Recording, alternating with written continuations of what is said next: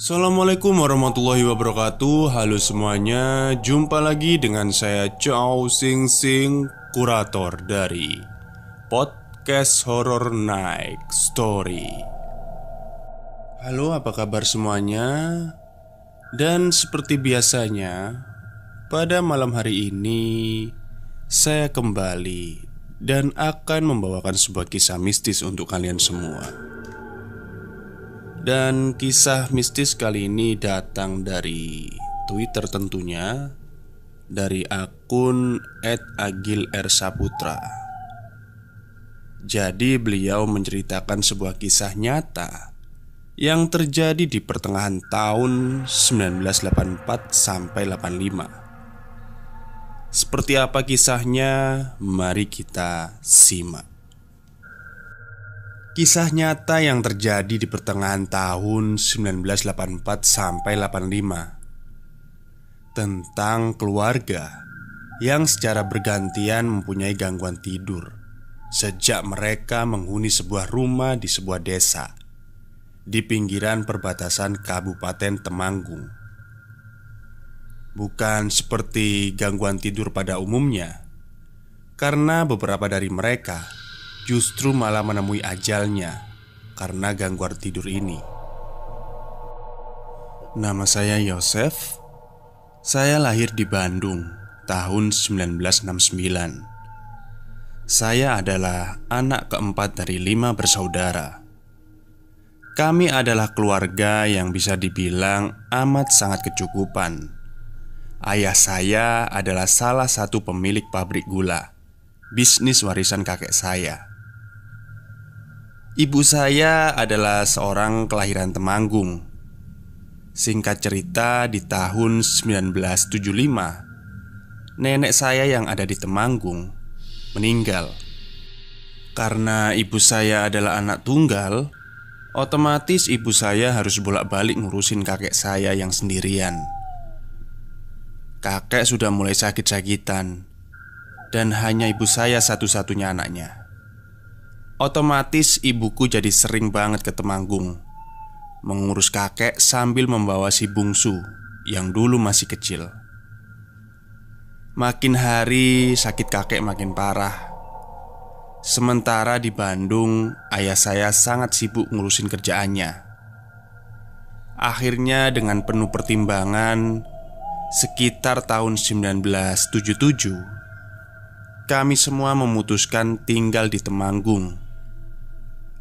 Kakak-kakak saya dan saya pindah sekolah sekalian di Temanggung. Hanya ayah saya saja yang bolak-balik Bandung Temanggung karena kerjaannya tidak bisa ditinggal. Kami tinggal satu rumah dengan kakek. Rumahnya cukup besar, tapi bangunannya tergolong lawas waktu itu. Serem. Jarak antar tetangga agak berjauh-jauhan. Sakit kakek makin lama makin parah. Sakitnya juga aneh menurutku. Kalau diajak ngobrol jawabnya susah, seperti penderita stroke. Tapi kadang kalau malam suka ngomel-ngomel sendiri. Suaranya pun lantang dan jelas. Kalau makan banyak banget, tapi badannya sangat kurus. Kalau siang nggak pernah bisa jalan, cuma diem aja. BAB pun juga tidak terkontrol, macam anak bayi lah. Tapi di suatu malam, pernah saya lihat kakek berdiri di atas kasur dan lompat-lompat. Pokoknya aneh banget. Saya dan saudara-saudara saya sampai nggak pernah berani dekat dengan kakek. Cuma ibu saya saja. Intinya kakek saya sudah nggak bisa diajak komunikasi. Bahkan saya dan kakak saya pernah melihat dia hampir makan kotorannya sendiri. Untung ibuku tahu dan dengan cepat mencegahnya. Kata orang-orang sih, kakekku punya banyak pegangan. Ada yang jaga gitu. Jadi ada yang bilang harusnya kakek sudah meninggal. Tapi karena ada satu penjaganya yang gak mau ninggalin raganya, jadi gitu deh. Kami mencari solusi. Gimana caranya kakek agar terlepas dari penderitaannya. Akhirnya kami datengin Romo buat ngusir satu sosok penjaga yang berada dalam tubuh kakek saya. Saat proses pemberkatan atau pengusiran itu, kakek saya sempat ngamuk-ngamuk. Bahkan Romo pun dimaki-maki. Tapi akhirnya proses itu berjalan lancar. Ya, terjadi perubahan yang signifikan di kakek saya. Dia mulai tenang dan tidak aneh lagi setiap malam. Tapi dia sudah menolak untuk makan sejak saat itu. Sampai akhirnya 2 minggu kemudian, tepatnya di malam Natal tahun 1979, kakek saya meninggal dunia. Meski dibilang kakek saya ini aliran kepercayaannya kejawen, tapi kakek saya dimakamkan secara Katolik. Karena sejak menikah dengan ayah saya, ibu menjadi Katolik, ikut keluarga di Bandung. Prosesi berjalan lancar dan wajar-wajar saja. Kami pun mengadakan sembahyangan di rumah selama 7 hari. 2 bulan kemudian tinggallah aku, si bungsu dan kakakku nomor 2. Dan ibuku juga di situ. Sementara ayah di Bandung dan kakakku yang nomor 1 kuliah di Jogja. Pulangnya pun sebulan sekali. 3 bulan sepeninggal kakekku, suasana rumah mulai aneh dan gak nyaman. Mulai terjadi hal-hal yang tidak wajar. Hampir setiap malam saya mendengar suara orang jalan-jalan di sepanjang ruang tamu. Dan itu hampir setiap malam. Si bungsu juga suka ngelihat yang aneh-aneh. Kadang suka ngobrol sendiri. Hingga puncaknya, waktu itu kira-kira jam 1 malam, saya, ibu, dan kakak saya yang nomor 2 terbangun. Kita semua dengar hentakan, seperti ada sesuatu yang jatuh dari atap. Kami tidur bersama dalam satu kamar. Setelah dengar suara itu, mata kami terbuka, kecuali si bungsu yang masih tertidur nyenyak. Dengan wajah kaget, kami saling pandang. Ibu saya mencoba bangun untuk mengecek apa yang terjadi. Sumbernya dari ruang tamu. Ibu saya adalah orang yang sangat penakut. Ibu mengajak kami berdua untuk mengecek apa yang sedang terjadi. Belum juga beranjak dari tempat tidur, terdengar suara gagang pintu. Kami diam menghentikan gerak. Ternyata ada lagi. Ini saya sangat tahu. Ini adalah suara kursi goyang kakek yang ada di ruang tamu. Ini bukan suara gagang pintu. Kita semua pucat pasi. Tapi sepertinya ibu saya tidak begitu percaya kalau itu adalah suara kursi goyang. Dengan analogi, suaranya seperti gagang pintu. Ibu saya mulai menenangkan kita. Itu bukan setan, sepertinya maling. Tapi tetap saja ibu minta kita berdua nemenin untuk lihat apa yang terjadi di ruang tamu. Kami berjalan bertiga, mengendap-endap. Dan suara itu masih ada. Di benak saya semakin yakin itu adalah kursi goyang kakek. Sampai di ruang tengah, kami sempat berhenti. Tapi entah kenapa, ibu bilang, "Ayo, nggak apa-apa." Dan benar saja, sampai depan tirai antara ruang tamu dan ruang tengah, suara itu masih ada, tapi dengan tempo yang lebih lambat. Ibu saya mencoba membuka tirai sekat. Perlahan, posisi ibu paling depan dan saya di tengah, dan kakak saya berada di paling belakang. Ibu menyingkap tirai perlahan, semakin lebar. Dan benar saja, ada sosok yang tengah duduk di kursi goyang itu. Semua melihat, saya, kakak, dan ibu saya.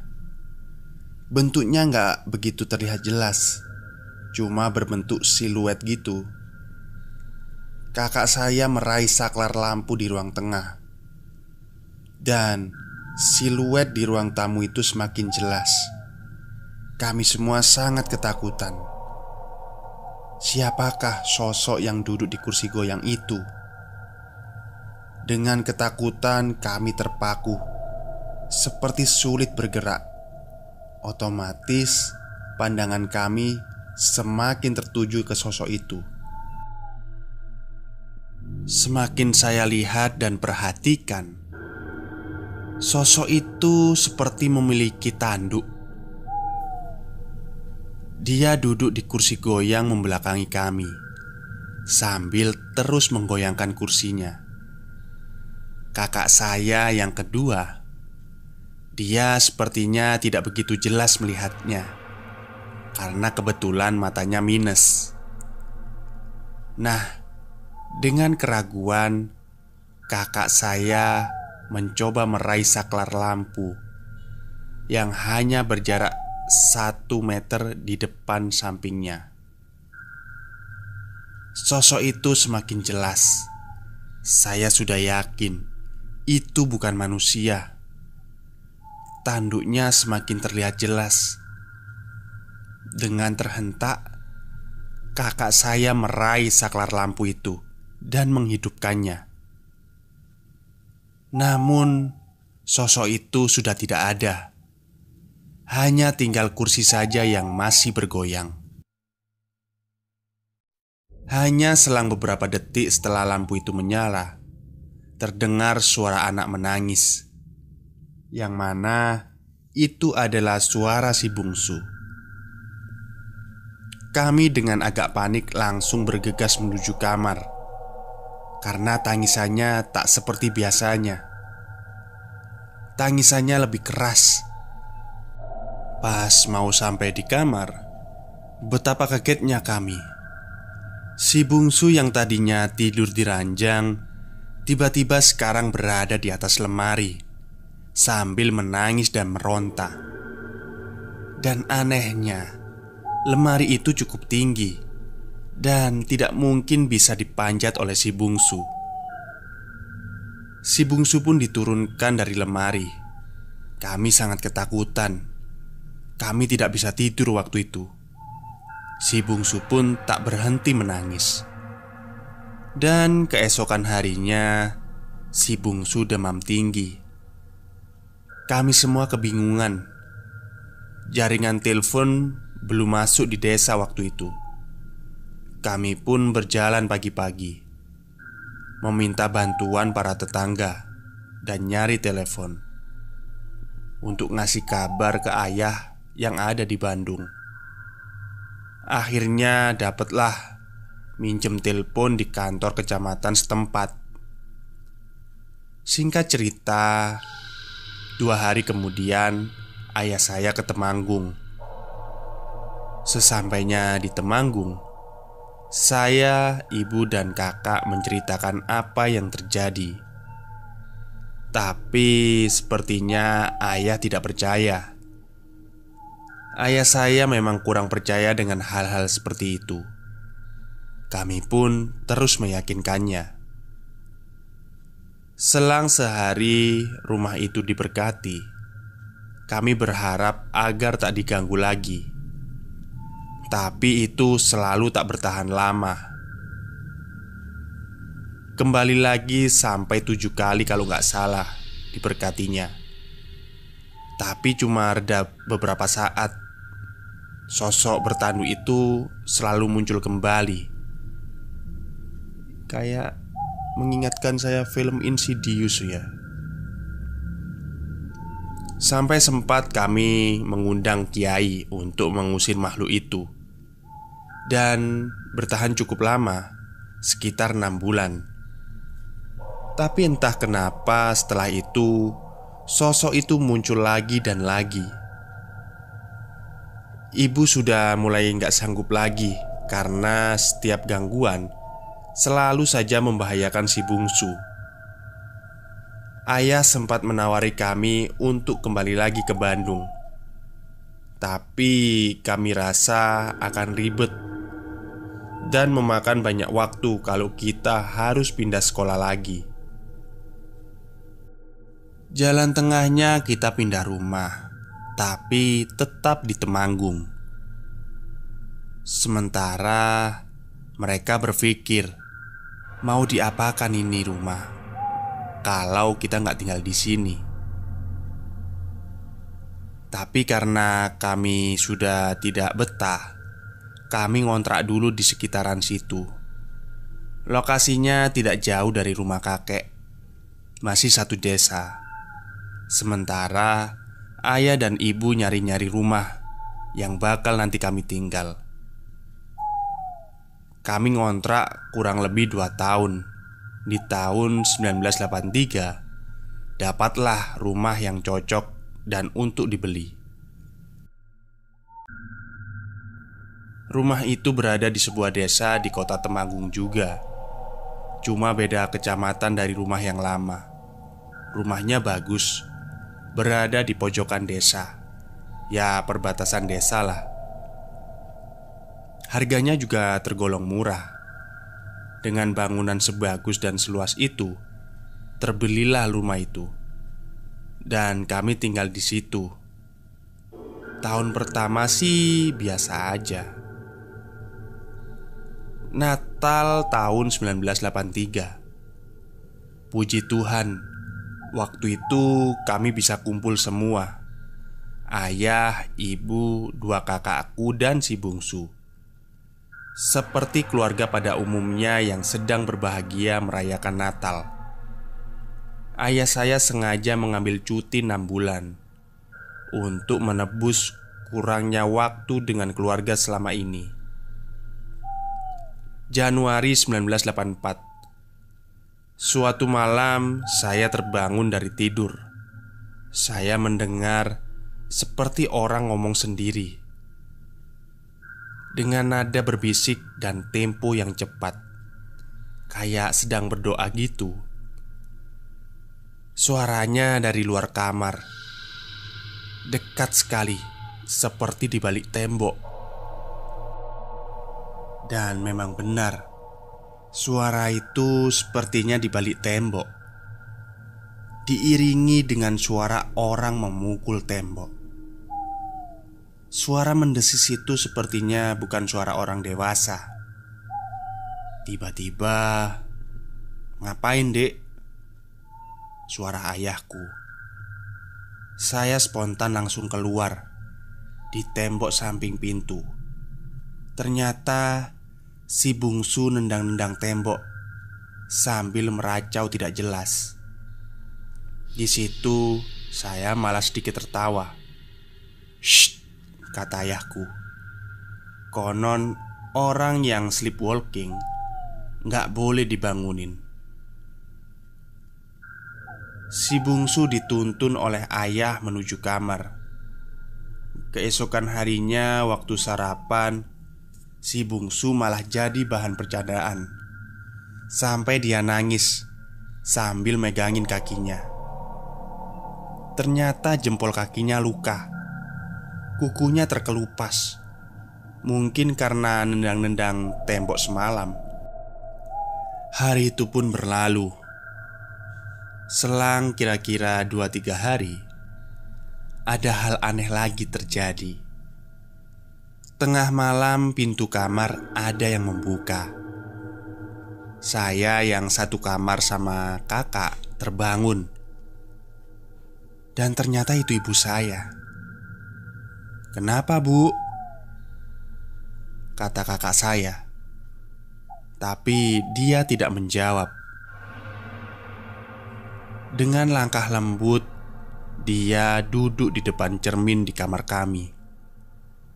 Dia mengambil sisir dan menyisir ujung-ujung rambutnya. Karena penasaran, kakak saya beranjak dari tempat tidur, mencoba melihat wajah ibu saya. "Merem, Cep. Ibu ngelindur ini," kata kakak saya sedikit tertawa.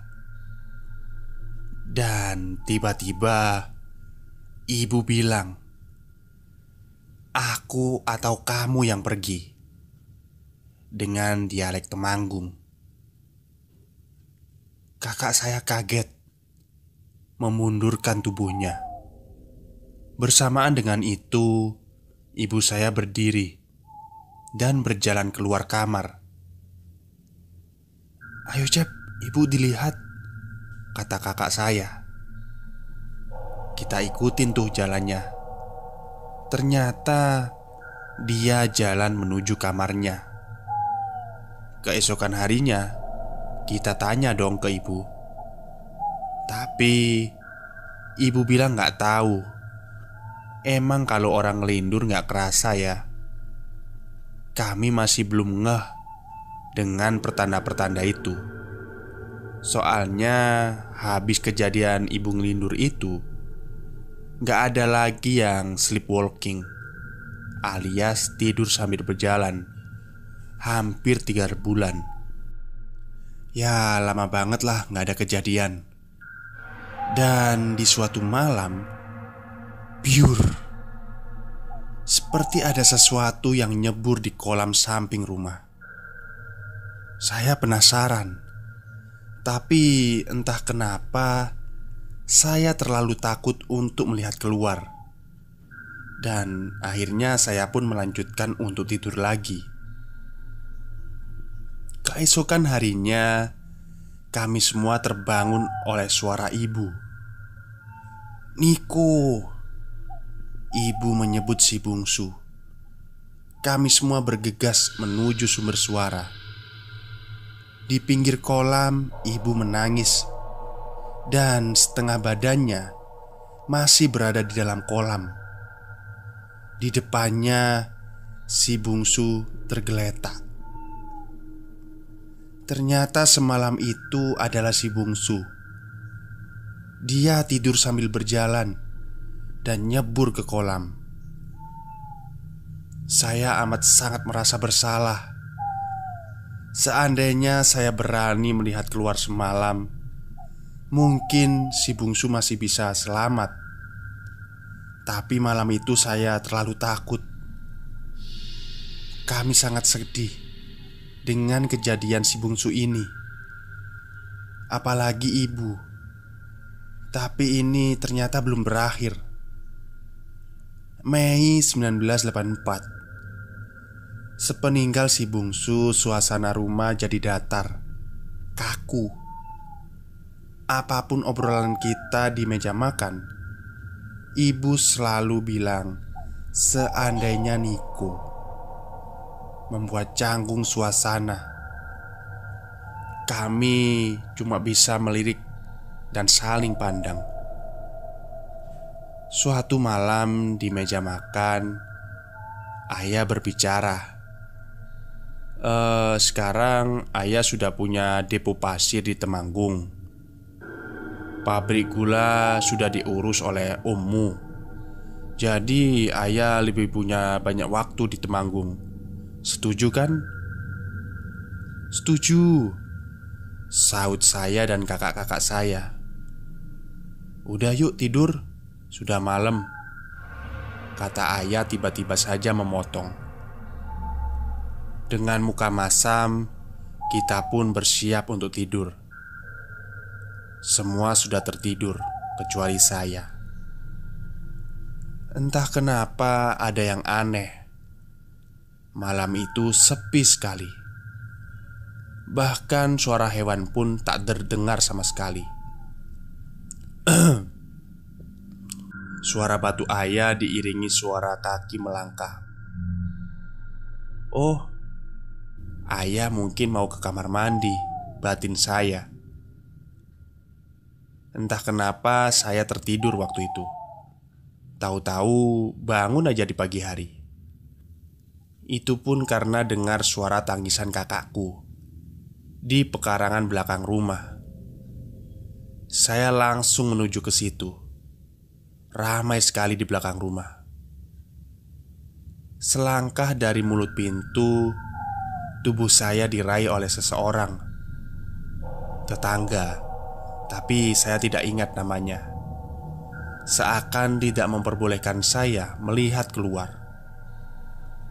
Tapi di sela-sela badannya, saya hanya melihat ibu saya yang pingsan dan sepertinya sedang dipapah. Ada apa ini? Batinku. Ternyata ayah saya ditemukan sudah tidak bernyawa. Belakangan polisi mengatakan ia bunuh diri. Tapi rasanya tidak begitu. Kami sangat mengenal ayah kami. Ayah sangat religius. Bahkan bisa dibilang fanatik. Putus asa? Sepertinya tidak. Ini kata-kata terakhir di malam sebelum esoknya ditemukan tewas. Apakah seperti orang putus asa? Ibu bilang semalam juga nggak ada masalah. Malah sangat baik. Menjelang tidur, ayah juga menasehati ibu supaya sabar dan berdoa. Rasanya tidak mungkin kalau ayah memilih jalan itu. Sudahlah, pikir saya. Mungkin karena masih terlalu muda, pikiran saya waktu itu gak mau ambil pusing. Singkat cerita, beberapa hari kemudian saya bermimpi bertemu dengan ayah dan si bungsu. Di mimpi itu, ayah dan si bungsu mendekati saya dan berteriak di telinga kanan dan kiri, "Tulung lungo saka kene, iki panggonanku." Kalau diartikan, tolong pergi dari sini, ini tempatku. Seketika saya terbangun. Dengungannya nyeri. Di telinga masih sangat nyata terasa. Di mimpi itu ayah dan si bungsu fasih berbahasa Jawa. Padahal ayah saja masih sering bertanya apa arti kata dalam bahasa Jawa. Apalagi si bungsu sama sekali gak paham, karena ayahku ini orang Bandung. Saya menangis. Saya lompat ke ranjang kakak yang ada di sebelah saya. Saya ambil rosario, menggenggamnya erat sambil berdoa. Seperti mau gila. Aku gak bisa membayangkannya. Saya benar-benar tidak tidur sampai matahari terbit. Keesokan harinya pun saya tidak mampu bercerita kepada ibu, selain hanya mimpi. Saya takut kalau menambah kesedihan di keluarga kami. Hari itu saya berangkat ke sekolah seperti biasanya. Di kelas saya benar-benar tidak fokus, seperti ada yang mengganjal di hati. Tapi saya tak tahu itu apa. Perasaan saya tidak enak. Benar saja, habis istirahat kedua, saya dijemput oleh kakak. Disuruh pulang. Ibu katanya sakit. "Ibu kenapa, Kak?" "Udah, kita pulang dulu aja. Pokoknya tadi ibu nyariin kamu terus soalnya." kata kakakku sambil menggeret tanganku tergesa-gesa.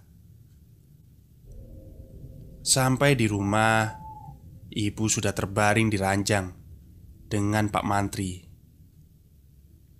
Singkat cerita, hari itu ibu saya jatuh di kamar mandi dan lumpuh seketika. Kata Pak Mantri sih stroke, tapi aneh. Soalnya paginya masih sehat-sehat saja. Masih buatin saya sarapan. Pak Mantri bilang sarafnya mati sebelah. Jadi dari mata kanan sampai kaki kanan sudah sulit digerakin. Dan dalam jangka 2 minggu semua syaraf mati total. Kami sempat ke rumah sakit 2 bulan. Dan ibu mulai bisa ngomong, walau masih pego gitu. Saya sih pengennya ibu dirawat dulu sampai sembuh. Tapi beliau selalu minta pulang. Padahal belum bisa jalan juga. Harus pakai kursi roda. Akhirnya ibu dibawa ke rumah. Di rumah ibu dirawat seadanya. Paling didatengin mantri 2 minggu sekali. Maklum, semenjak ditinggal oleh ayah, perekonomian kami memburuk. Kakak pertama cuti kuliah, sampai akhirnya gak pingin nerusin lagi. Kakakku yang kedua baru saja lulus SMA dan masih menganggur. Sementara saya masih SMP. Kita cuma ngandelin uang dari kiriman saudara di Bandung. Pokoknya berat banget buat dipikiran saat itu. Dalam usia saya yang sangat muda, itu adalah hal yang terberat. Setiap hari saya dan kakak-kakak saya bergantian merawat ibu. Dari mandiin, makan, sampai bersih-bersih rumah. Kita juga bergantian jagain ibu kalau malam. Rutinitas itu berjalan kira-kira 2 bulanan mungkin, kalau nggak salah.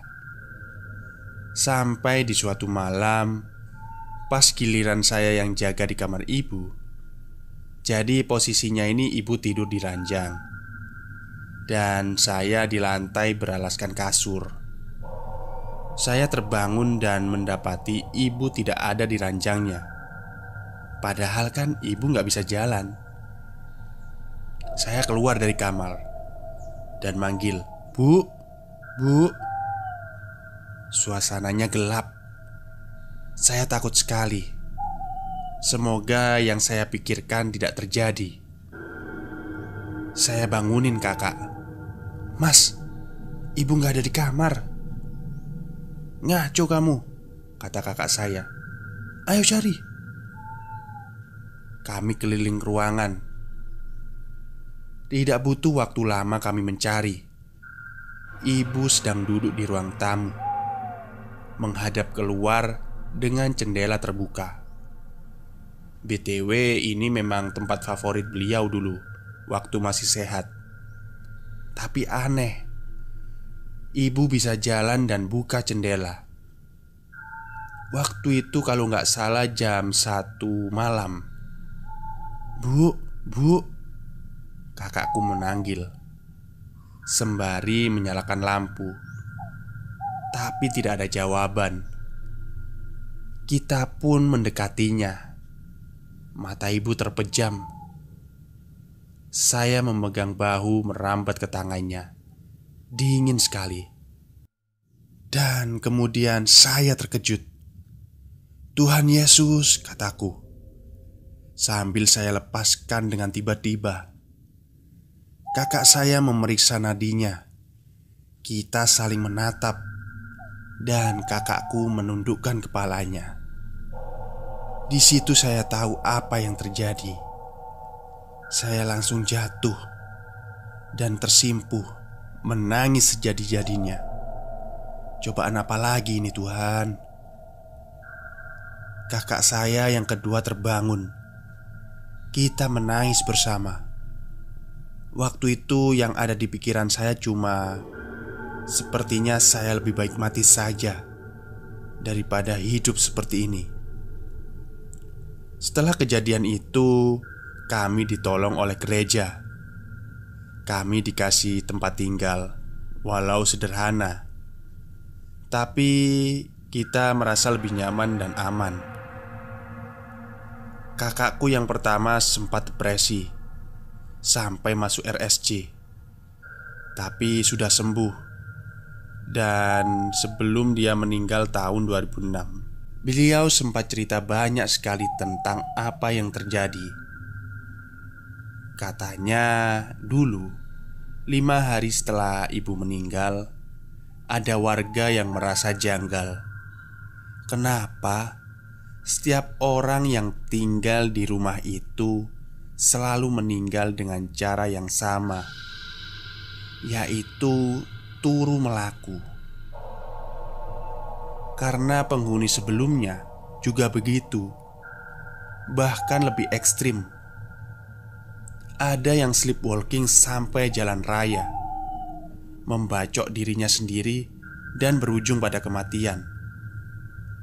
Dan hal itulah yang mendorong kakak saya kenapa waktu itu nyuruh kita semua pindah ke gereja. Bahkan Romo pun menyarankan untuk pindah. Belakangan saya penasaran dan mencari tahu, tapi sudah sangat sulit karena sekarang rumah itu sudah dipugar rata dan menjadi sebuah pabrik. Begitupun desanya, tinggal beberapa rumah saja. Sekian.